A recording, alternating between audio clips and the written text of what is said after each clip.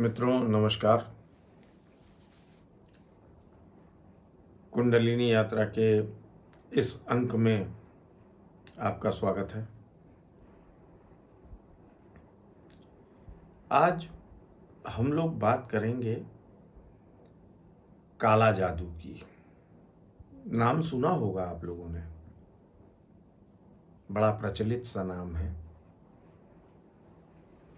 काला जादू, और ये बड़ा जनमानस को अट्रैक्ट करता है।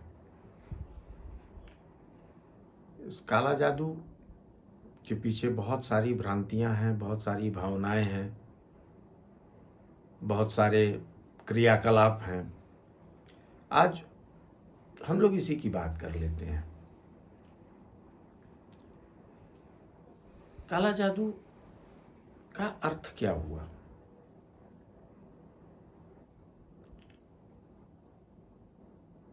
तो मैं आपको ये बताऊं कि भारतीय तंत्र शास्त्र में एक विशेष अध्याय है जिसे इंद्रजाल कहा जाता है। और इंद्रजाल का संबंध जादू से ही होता है। जादू यानी कुछ आश्चर्यजनक, कुछ कौतुक, कुछ मिस्टिक, चमत्कारिक कुछ घटनाएं, कुछ वस्तु स्थितियां यदि एकाएक बन जाए तो उसे जादू कहते हैं। और उसके अंदर से भी काला जादू। तो यह काला जादू सुनने में तो बड़ा एक पहले से एक माइंडसेट बना हुआ है कि काला जादू एक डरावनी चीज होती है। बेशक काला जादू से डरना चाहिए, क्योंकि भारतीय तंत्र शास्त्र में षटकर्मों का उल्लेख है। षटकर्मों में 6 कर्म, षट यानी 6 कर्मों में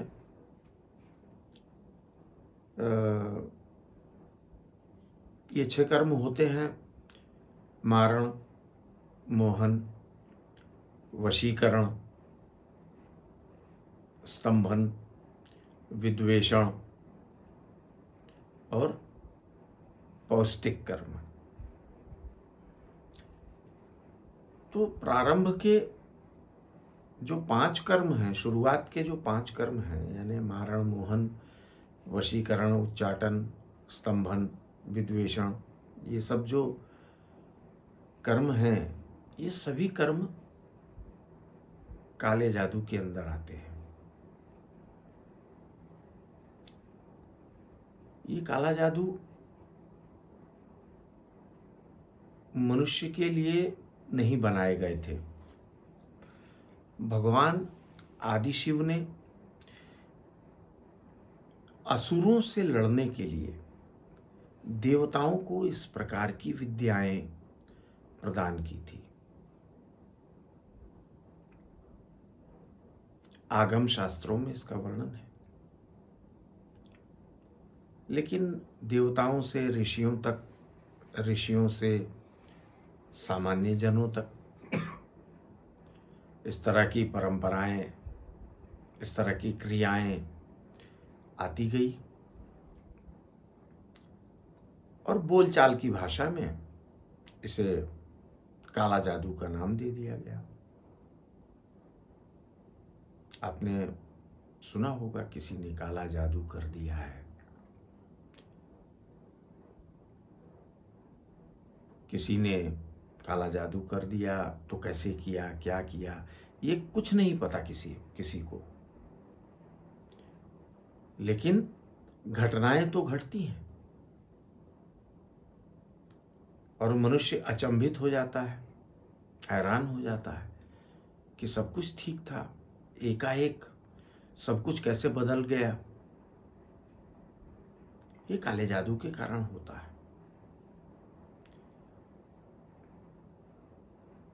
मनुष्य स्वस्थ था, एकाएक बीमार पड़ गया। क्यों पड़ गया, कैसे पड़ गया, कुछ समझ में नहीं आता। जो मनुष्य किसी से नफरत करता था, घृणा करता था, द्वेष करता था, एकाएक वो मनुष्य गुलाम हो जाता है उसका, आकर्षित हो जाता है उसके प्रति। कैसे हो गया? काला जादू का परिणाम।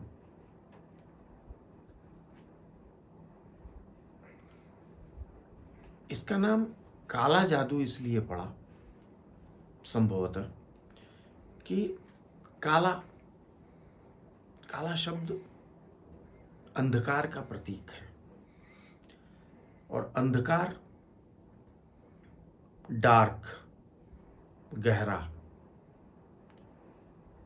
अनंत गहराइयों की ओर ले जाता है, जिसमें भय स्वाभाविक होता है, डरना। मनुष्य डर जाता है अंधेरे से। और चूंकि इसमें क्रियाओं के बारे में कोई कुछ समझ नहीं पाता, इसलिए शायद लोगों ने इसका नाम कभी काला जादू रखा होगा, जो आज बहुत ज़्यादा प्रचलन में आ गया है। अब हम लोग, आपने बंगाल का काला जादू भी सुना होगा, बंगाल का जादू। तो बंगाल में ऐसा क्या था? चूंकि बंगाल, आसाम, ये सब प्रदेश शाक्त प्रदेश रहे हैं, यहाँ शक्ति के उपासकों की बहुलता रही है, बहुत ज़्यादा रहे हैं। तो शक्ति आराधकों के पास अनायास सभी प्रकार की शक्तियाँ आ जाती हैं। उन शक्तियों का सदुपयोग भी हो सकता है, दुरुपयोग भी हो सकता है। अब आप ऐसा समझ लीजिए कि आपने आत्मरक्षा के लिए कोई रिवॉल्वर ले ली, कोई पिस्टल ले ली, तो वो आपने स्वयं की सुरक्षा के लिए ली कि यदि आप पर हमला हो तो आप अपना बचाव कर सकें। किंतु यदि आप उससे किसी की हत्या कर देते हैं तो इसमें रिवॉल्वर का तो कोई दोष नहीं है। उसी प्रकार से जो शाक्त प्रदेशों में लोगों के पास अनायास शक्तियां बढ़ी, शक्तियों का आगमन हुआ, शक्तियों का संग्रह हुआ, इन शक्तियों का सदुपयोग भी हुआ और दुरुपयोग भी हुआ। तो जब इनका दुरुपयोग हुआ तो उसे काला जादू के नाम से संबोधित किया गया।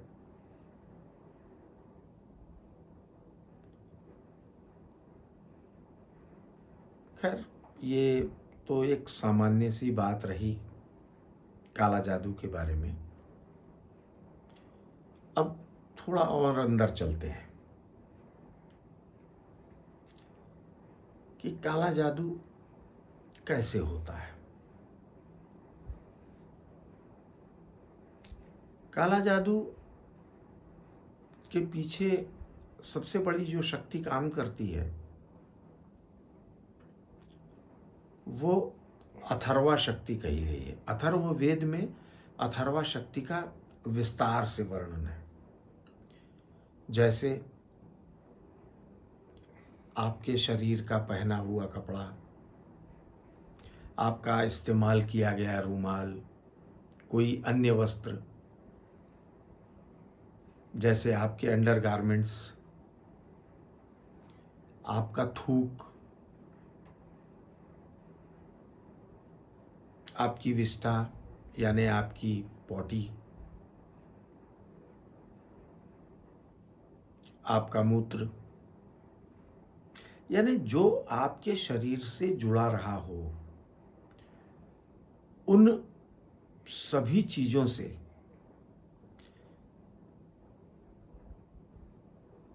काला जादू किया जा सकता है। ऐसा क्या होता है इन सभी चीजों में?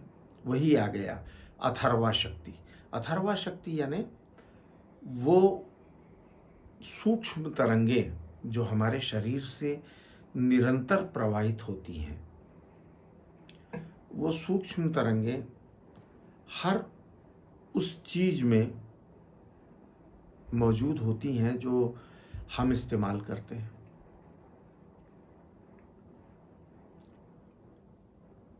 तो उन चीजों के प्रयोग से हमारे नाखून, हमारे आंखों का कीचड़, हमारे नाक की नोजी, हमारे कान का मैल, इन सभी चीजों से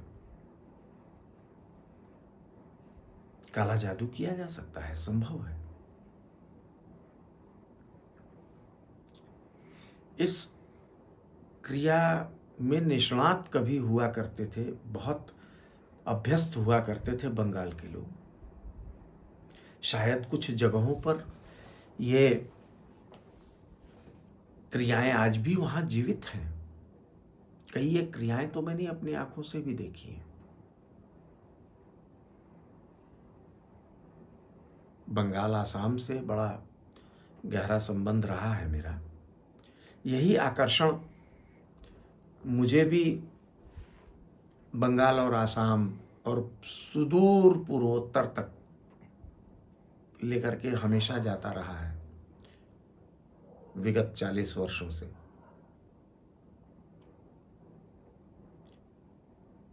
तो मैंने देखा है इस तरह की क्रियाओं को लोगों को संपादित करते हुए ऐसे लोगों का साथ मैंने करने की कोशिश की।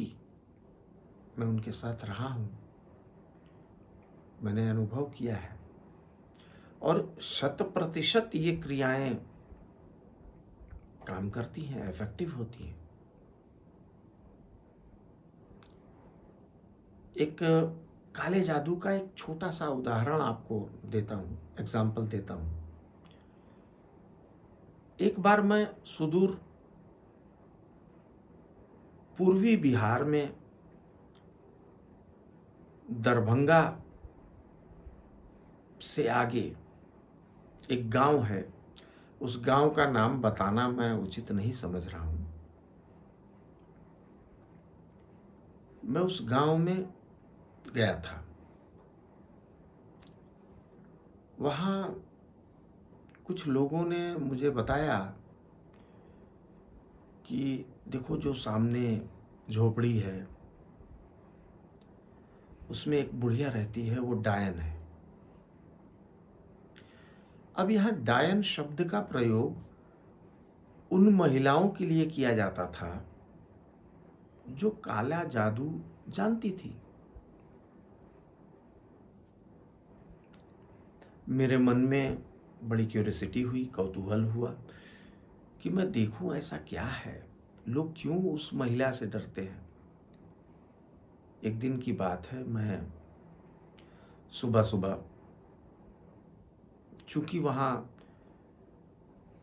घरों में लैट्रिन, बाथरूम इत्यादि नहीं होते, शौचालय नहीं होते, टॉयलेट्स नहीं होते, तो लोगों को खेतों में जाना पड़ता है। मैं भी गया था। जब वहां से मैं लौट रहा था तो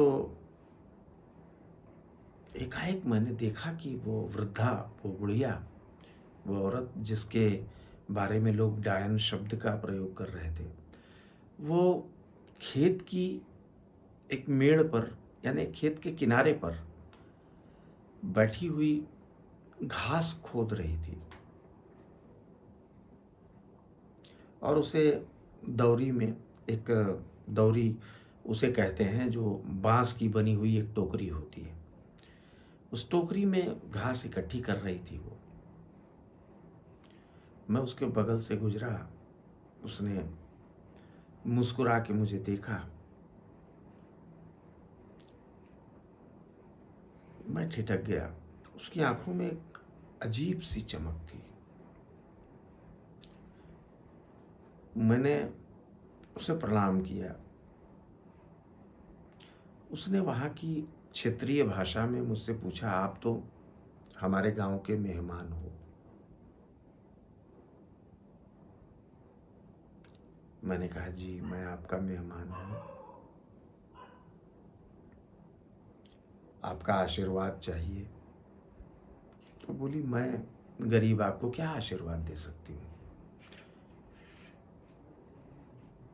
ये सारे वार्तालाप दरभंगा की गंवई भाषाओं में हो रहे थे। मैं तो आपको हिंदी में अनुवाद करके बता रहा हूँ, ट्रांसलेट कर रहा हूँ। मैंने उससे पूछा, मैंने कहा माँ, सब लोग आपको अजीब अजीब नाम से बुलाते हैं, क्या ये सच है?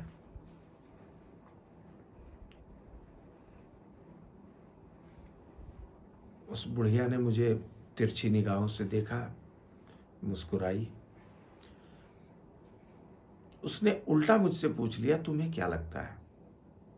मैंने कहा, माँ मैं तो अभी 2-3 दिन ही हुआ है आया हूँ, मुझे क्या पता, मैं क्या जानूँ।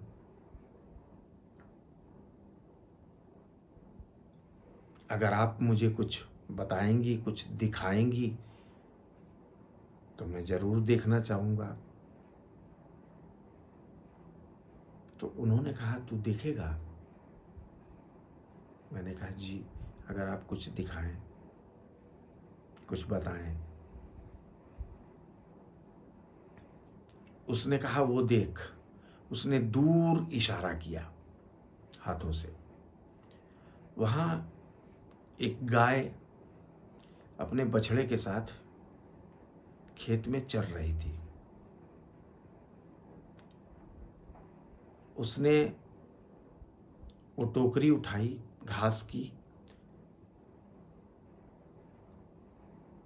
और उलट दिया, उल्टी कर दी, उल्टी जमीन पर रख दी टोकरी उलट कर। बोली, वो देख। उसने फिर मुझे गाय की तरफ इशारा किया। पता नहीं क्या बुदबुदा रही थी वो, जो मेरी समझ के परे था।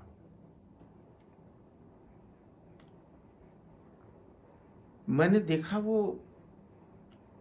एकाएक हठात उस गाय का बछड़ा पट से जमीन पर गिरा और उसके अंदर किसी भी प्रकार की हरकत होनी बंद हो गई।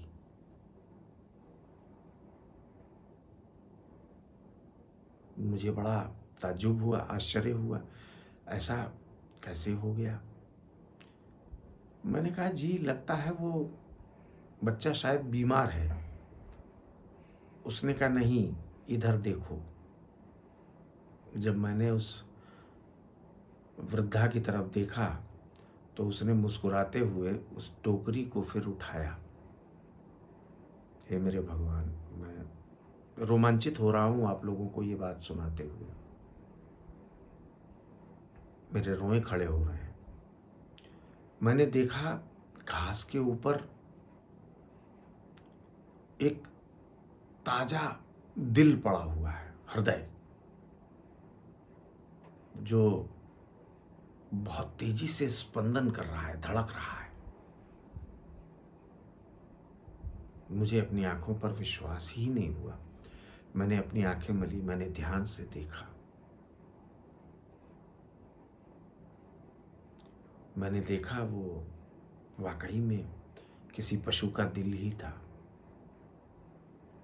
जो धड़क रहा था।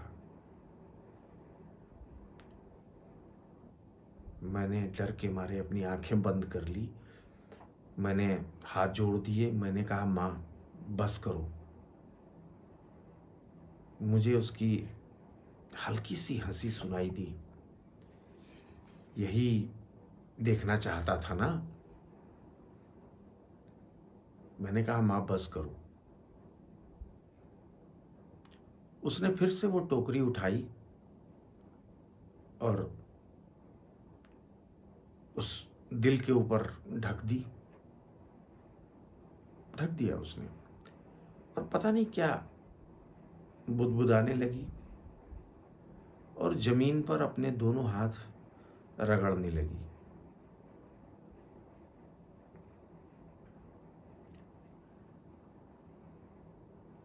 बोली देख देख। मैंने आंखें खोली। उसने फिर उसी गाय की ओर इशारा किया। देख। मैंने देखा, वो बछड़ा फिर उठ खड़ा हुआ था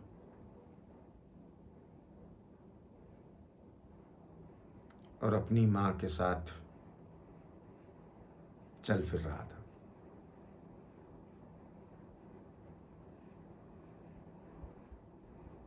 मैं कह नहीं सकता कि मुझे कितना उस समय, प्रातःकाल सुबह सुबह का समय, मुझे कितना डर लगा। मैं बता नहीं सकता आप लोगों को। लेकिन मैंने इस सत्य घटना को अपनी आंखों से देखा। मैंने उस बुढ़िया को प्रणाम किया। मैंने कहा माता जी, क्या आप हम लोगों को इस तरह की चीज़ें बता सकती हैं, सिखा सकती हैं? वो फिर मुस्कुराई। उसने कहा तेरे बस की बात नहीं है। मैंने कहा माँ, अगर आप चाहोगी तो कुछ भी हो सकता है। उसने कहा ठीक है, फिर कभी देखेंगे। उसने मुझे टालने का प्रयास किया। मैं समझ गया था। मैंने उसे प्रणाम किया और आगे बढ़ गया। वो पूर्ववत घास खोदने लगी। ये सब कुछ घटना बमुश्किल 3 या 4 मिनटों में घटी थी और बड़ा विचित्र सा एहसास पूरे दिन मुझे होता रहा।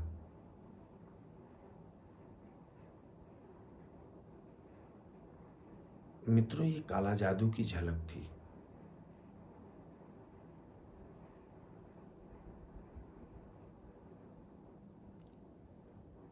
बाद में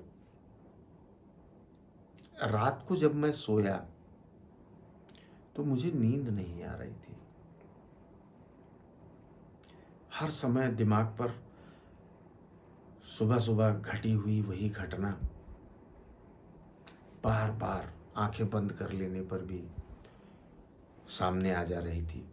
मैं समझ नहीं पा रहा था कि मैं क्या करूं। और जब आंख बंद करता था तो उसी बुढ़िया का चेहरा सामने आ जाता था।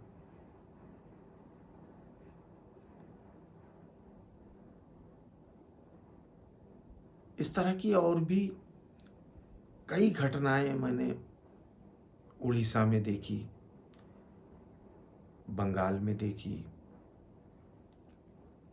और आसाम में देखी, सुदूर त्रिपुरा में देखी।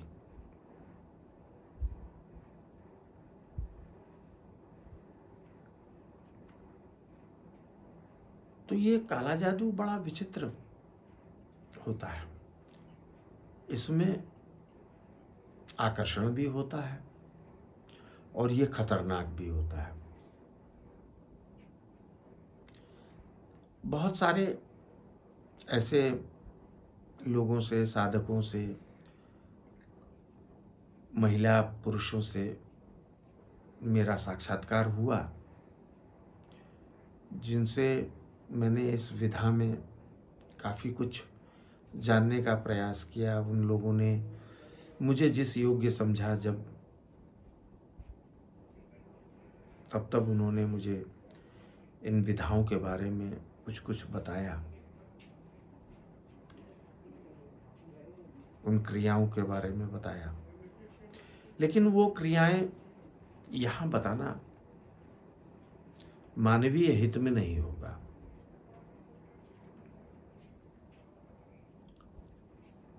ये अमानवीय क्रियाएं हैं। अब तो विज्ञान का जमाना आ गया है, बहुत सारे लोग इन विधाओं को मानते ही नहीं। अंधविश्वास और दकियानुसी और न जाने किन किन नामों से संबोधित करते हैं। फैंटेसी, कोरी कल्पना, लेकिन वाकई में ऐसा नहीं है। यदि आप कभी अनुभव में लेंगे तो शायद बहुत सारी घटनाएं आपके जीवन में आपको भी मिलती ही होंगी, सुनने को भी मिलती होंगी। आप सभी को कभी ना कभी इस तरह की छोटी मोटी ही सही लेकिन घटनाओं से दो चार होना पड़ा होगा या पड़ सकता है।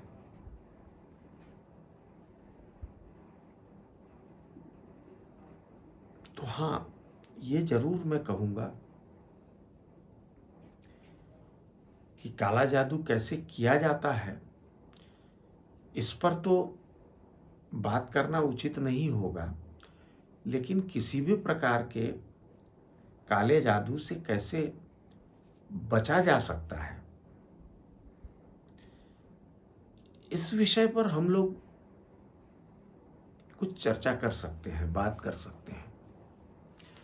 तो मैं ये बताना चाहूँगा आपको कि इस काले जादू से बचने के लिए ईश्वर की आराधना, देवाराधन बहुत जरूरी चीज़ है। आपका विल पावर, आपकी इच्छा शक्ति का मजबूत होना बहुत आवश्यक है। और इच्छा शक्ति तभी मजबूत होती है जब आप ईश्वर की आराधना करें, ध्यान लगाएं, अपने अपने गुरुओं द्वारा प्रदत्त गुरु मंत्र का जप करें। निस्संदेह आपकी इच्छा शक्ति बढ़ेगी उससे। और आपकी इच्छा शक्ति जितनी ही प्रबल होगी, जितनी प्रबल होगी, आप काला जादू के प्रभाव में आने से हमेशा बचेंगे, आपकी रक्षा होगी। एक और बात कहना चाहूँगा, काला जादू से बचने के लिए हनुमान जी की आराधना, उपासना, माँ काली की आराधना, उपासना, माता बगलामुखी की आराधना, उपासना, यदि हम करते रहें, दुर्गा की आराधना, उपासना, मंत्रों का जप यदि हम करते रहें तो हमारी इच्छा शक्ति बढ़ जाएगी। गणेश जी की आराधना, उपासना, क्योंकि शास्त्रों में कहा गया है कलौ चंडी विनायक, कलयुग में चंडी और विनायक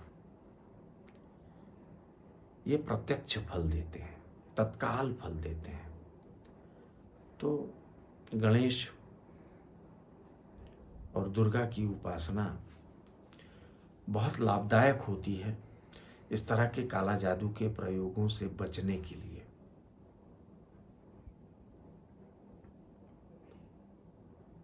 हनुमान जी चिरंजीवी हैं। हनुमान जी की आराधना, उपासना सदैव फलदायी होती है, तत्कालिक रूप से अपना प्रभाव दिखाती है। तो आप लोग निश्चित रूप से अपने अपने गुरु मंत्रों का जप करें मेरे बताए हुए। यदि आपने गुरु मंत्र नहीं लिया है तो एक बार मेरे बताए हुए देवी देवताओं की आराधना उपासना करके देखें कि क्या वाकई में आपकी इच्छा शक्ति बढ़ती है। यदि बढ़ती है तो उसे मान लीजिएगा और करके देखिएगा। निस्संदेह आप इस काले जादू से हमेशा बचे रहेंगे, ऐसा मेरा विश्वास है। इन्हीं शब्दों के साथ अगली बार हम लोग फिर मिलेंगे।